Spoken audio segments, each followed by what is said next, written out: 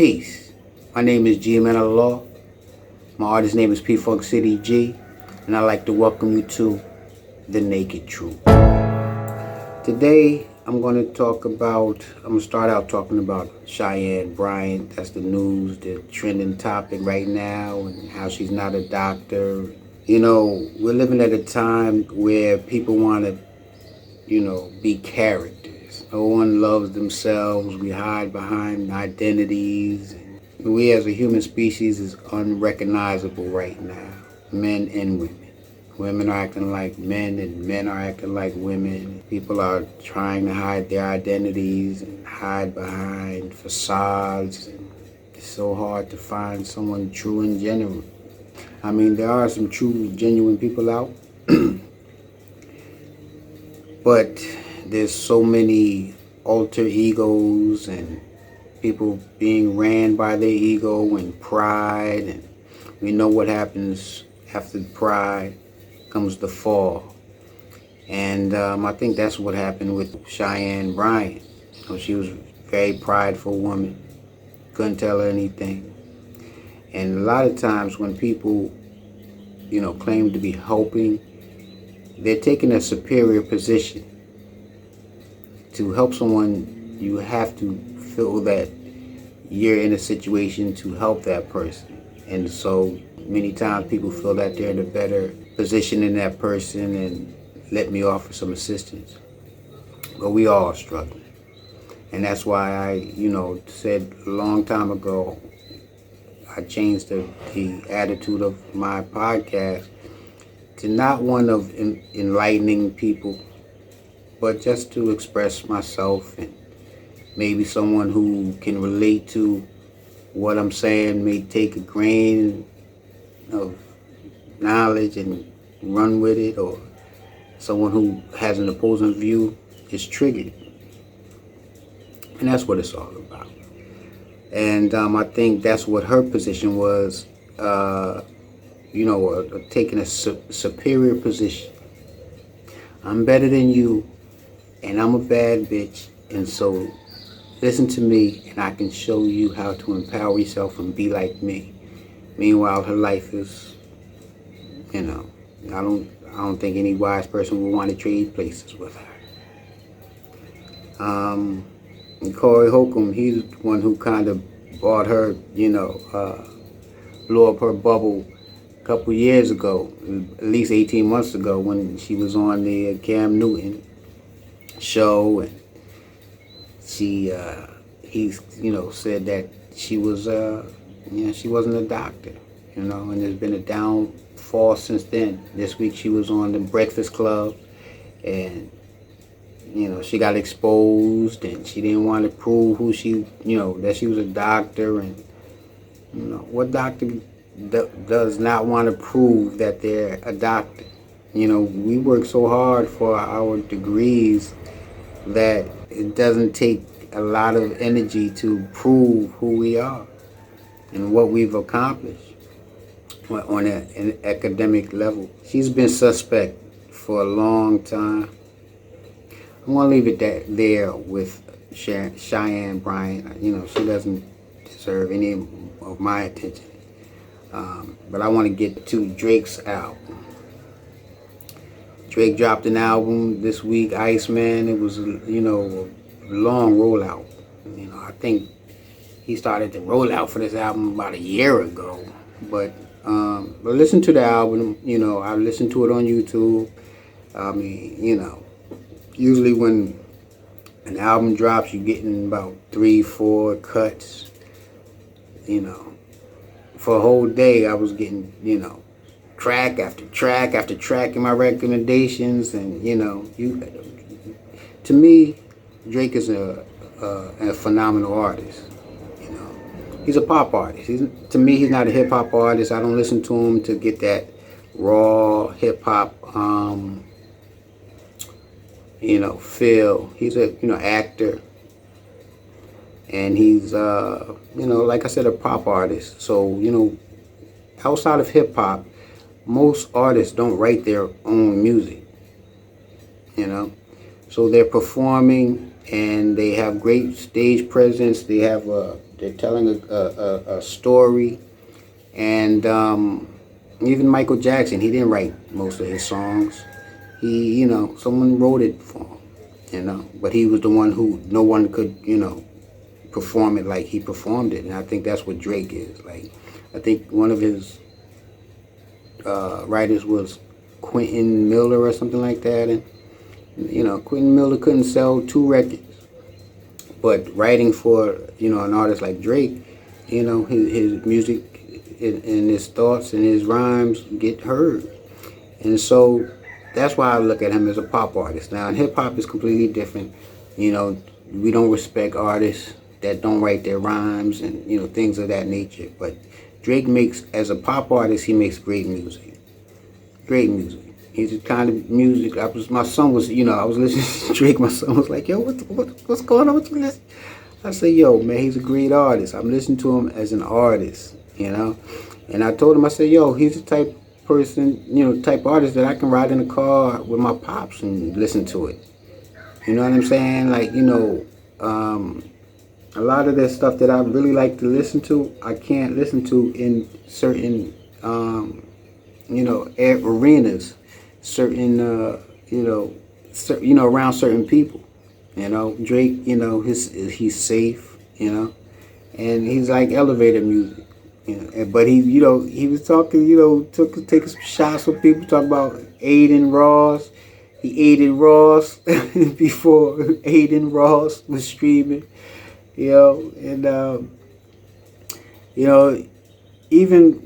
Even within the hip hop cipher, we had Diddy. He didn't write any of his rhymes. Dr. Dre wasn't writing his rhymes. So and I don't even want to say no other names because I don't want to be disrespectful or cut off future business. But that's that for that. Now I want to talk about AZ. AZ dropped an album, Do or Die. Amazing project. Amazing. Him and Nas are my favorite rappers right now. My favorite MCs, I should say. MCs and rappers are different. And they're definitely mic controllers. But his album is crazy. The joint he has with Nas, it's amazing. They have Surprise is a song with Nas, So High, with the young lady, I forget the lady's name who sung it with him. You got the song "Give Me the World" with Jada Kiss. Those and 7 other tracks I have in my playlist immediately. So he gets heavy rotation. I love his track selection, his music, his flow, his straight hip hop, his driving music. I love it. I want to get back to Drake real quick though, because Drake had a hot song. One song that stood out to me was "I Want to Be Free." The name of the track is "Make Them Pay." But he's singing, "I want to be free, free." I love that song. I love that track. But with getting back to AZ, he is a phenomenal artist. He's working some of these young artists, and he's proven the the fact that an artist over 50 years old can still rock, and work hard and make records, put them out, and he's working hard right now, and he's reaping the benefit of his hard work. And I definitely got to give out a shout out to Nas and Mass Appeal, the label that he leads. At least I don't know if he's the CEO or not, but I know he's the leader of that label, that movement. He's released a crazy album this year with Ghostface Killer. The lead track was amazing that Ghost had. His album was dope. Raekwon dropped the album on there. Mobb Deep dropped an album on there. Yeah, Mass Appeal is the main label for, you know, what I call authentic hip hop. So shout out to him. On the dancehall side, you know, got to give, you know, Skippa the props. Skippa is the nigga. You know, I love him. I love his style. He's the type of artist I love. You know, he's effortless, works hard, constantly releasing. His record, No Budget.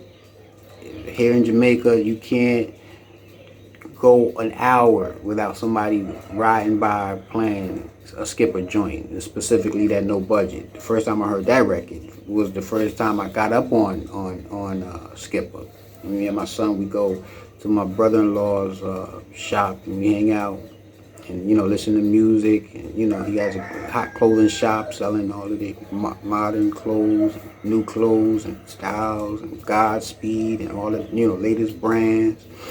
And so we be out there listening to that music, and one night, you know, we was, you know, cooking and eating and had to, you know, trunk up, cats playing music, and this right here, that No Budget, that was on repeat about 10 times. And then they play another joint and then play it again. I think Remy Ma did a remix to this, I think it was to this song. But he's the dude. I love his tone, I love his energy, and he is reshaping dancehall, and he's making it. I think, if I'm not mistaken, he was raised in the States. You know, his mom is Jamaican, he's Jamaican. You know, I don't know if he was born in the States or not, but he, you know, I know he came up in Brooklyn, and but he has like a international sound and an international flavor, you know, and it's easily digestible. Shout out to him. Getting to my animated series, I have an animated series that I, you know, publish on this channel once a week. Tuesday mornings at 4:30 a.m. I release a new episode every week. I didn't release an episode last Tuesday because I got a strike. I did a video about something that had to do with, you know, Black history, and I had a picture of a man. You know how they lynched us, and there was a picture of a black man, you know, hanging from a bridge, and I caught a strike on that. So you know, YouTube is you know, they don't deal with truth. They want soft stories that are palatable, and you know, so we got to be careful with what we say and how we say things to, you know, to be within the guidelines.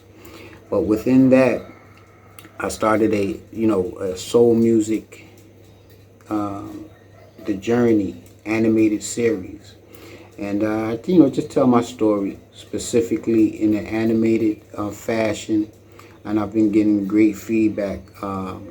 Two of my mentors, Prince Charles Alexander and Doug Pell, they you know, whenever I send up do a video about someone, even when I'm talking on a Naked Truth, if I talk about somebody, I send them a copy. Yo, you know, I can't tell my story without, you know, talking about you. Give me some feedback. And, you know, I did the same with Prince Charles and Doug Pell. Speaking about them on these mosquitoes, tearing my ankles up this morning. But you know, I got some feedback from them, you know, regarding how they were portrayed in my animated series. Prince Charles was like, "This is everything." And then Doug Pell, my mentor, taught me a lot about music and gave me my chance in the music industry. He said, "I'm proud of you. I gave you the chance. You did the work. So I appreciate that, and look out for that. Look out for the animated series. I'll put a short at the end of this video, so you can check that out. I'd like to give a shout out to Victor Wembanyama from the San Antonio Spurs. They just defeated the Minnesota Timberwolves, and I think right now Victor Wembanyama, or however you say his name, is the best basketball player in the NBA right now. I mean, it's like, I couldn't imagine going to the hole with that, big dude. Like, he's changing the whole aspect of how you approach the inside game, and you got to have a mid game to beat them, because anything coming near that rim, he's going after. He's changing the flow of the game, and I can't wait to see OKC hit them against OKC, because I think they have OKC's number. They have the mentality of OKC when OKC won last year. Not fearful of anybody. They have that youthful ignorance, which is fearless. I wish them the best. Shout out to the WNBA. I haven't really watched it yet, because it's like, it's so political right now in the WNBA. But I watch the Unrivaled League, and I do love watching women's basketball, because to me it's more competitive. Women by nature are more competitive. And get a woman entered in the room, she's gonna be competitive. Looking at another woman in the room at a competition, and they play harder. To me, maybe not harder, but being that they can't jump and dunk and all of that, like the passing is phenomenal. And speaking of passes, Olivia, what's her name? Olivia Miles from the Minnesota Lynx.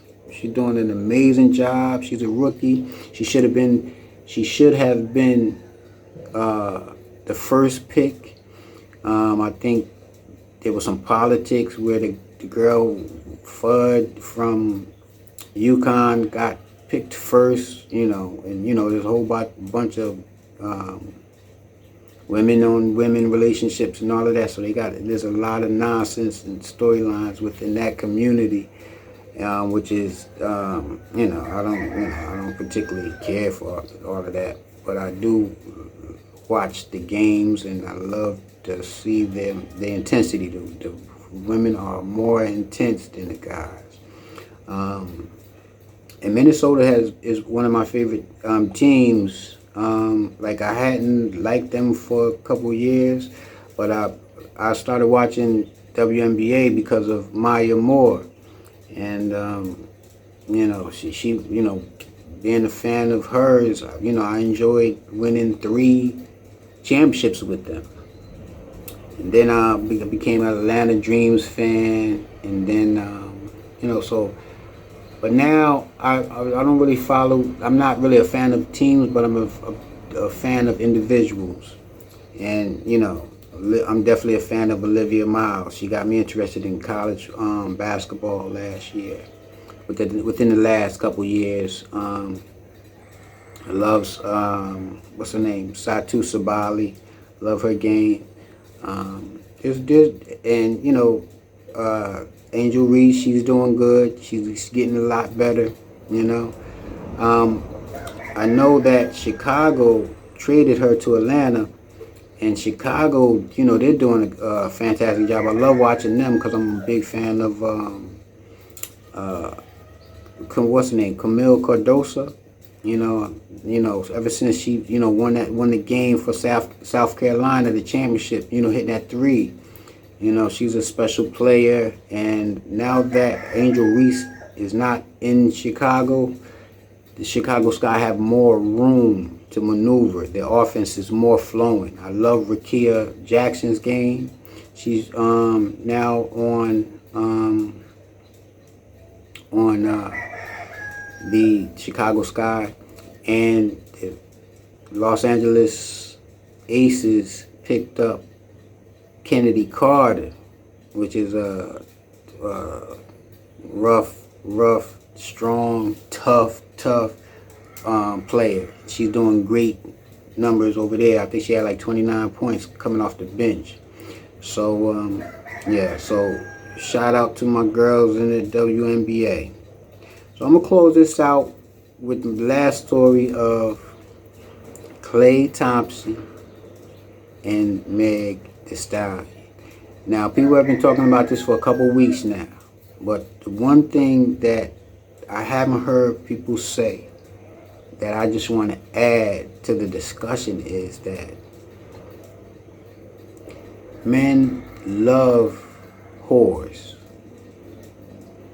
Men love hoes. 304s, I should say. I'll probably get another strike for that. Men love 304s, but they only love them for one reason, and it's for easy access to their womanhood. No man wants to wife a 304.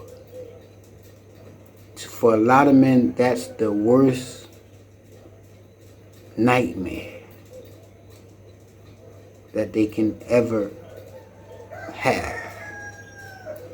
We know that women have brought down, let me get my zap up, these mosquitoes is flying around, but no man wants a 304 as his woman. A man might hang out with a 304 secretly. You don't want to go into the club with a 304. You don't want to be seen with a 304, but on the down low, creeping and all of that, yeah, that's fine. It's a lot of fun. And then no commitment and things of that nature. But no man wants a 304 as in a relationship. Take him seriously. It's going to be a headache. It's going to be a disaster. And nothing fruitful is going to come from it except the alleviation of sperm cells. So all the people that's, saying that Klay Thompson was wrong and he cheated and this and that, you can't take things on fixed value. I always tell cats, when you're dealing with a woman, you got to be brutally honest with her, And if you're not, and I think he was brutally honest with her. He said, yo, I don't see this going nowhere. I don't see myself monogamous right now. That's basically a kind way of saying I don't see a future with you. So I think he did the big man thing. I'm just seeing if I could zap a mosquito so you can hear it pop. There you go. There it is.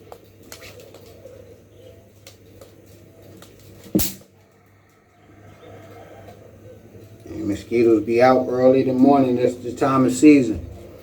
But anyway, so that's my thoughts on that, on the Klay Thompson thing. Klay Thompson told her, yo, I don't see a future with you, basically. Tried to say it in a kind way. So I'm gonna leave it at that. We know that the greatest men have been conquered by women. So we have to be careful with the women that we let in our lives. Alright, so this was, like I said, the first podcast that I've done since October. Melissa hit us October 28th. And some people in Jamaica still don't have lights. We were able to get lights in January. So from October 28th to January 1st, we didn't have lights. We were in the dark the whole time. We had the benefit of a generator, but the generators, the gas is expensive, so we only had the generator maybe 6-8 hours a day. It was a rough time. I wasn't able to, do my podcasting, and it gave me a chance to, study, read, and I learned a lot. Sometimes, like when we podcast, we want to be heard. We want to explain our point of view.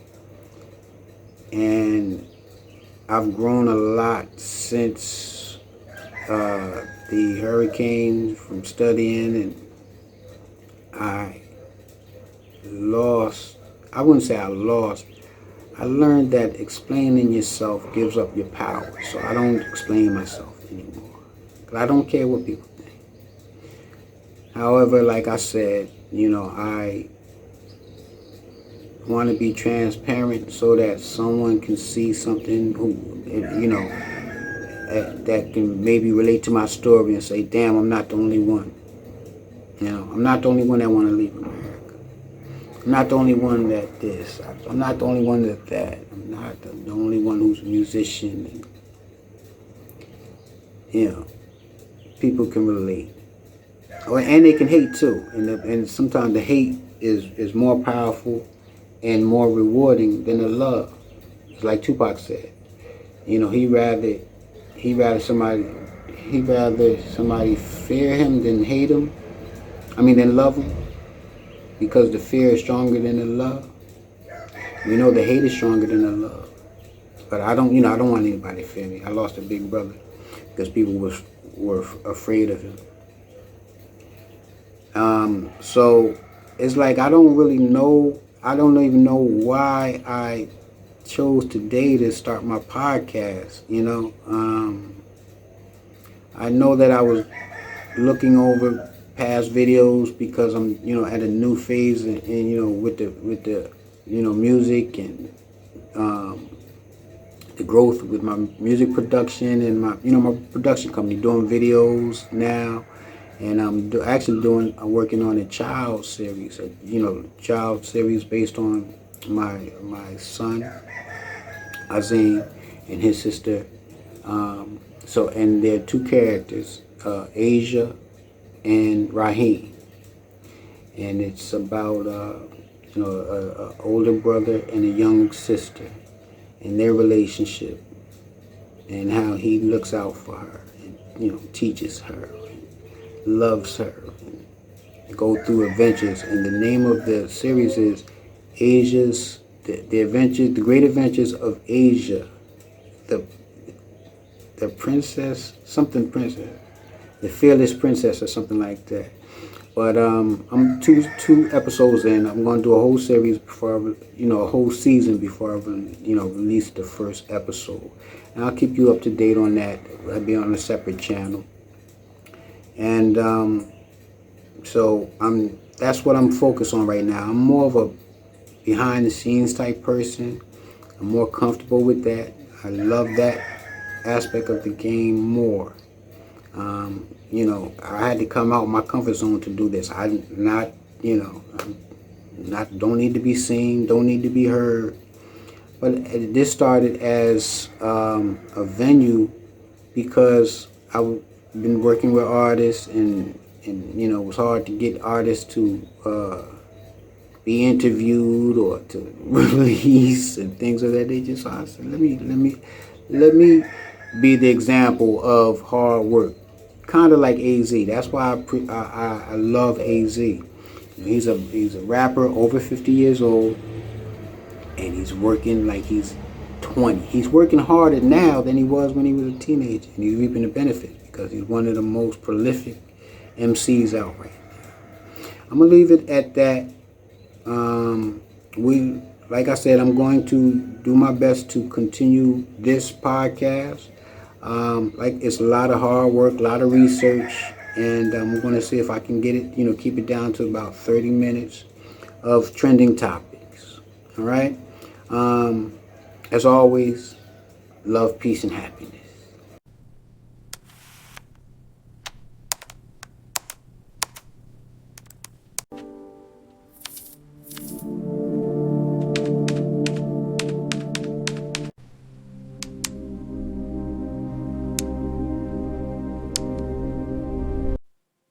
When I saw him, I saw me.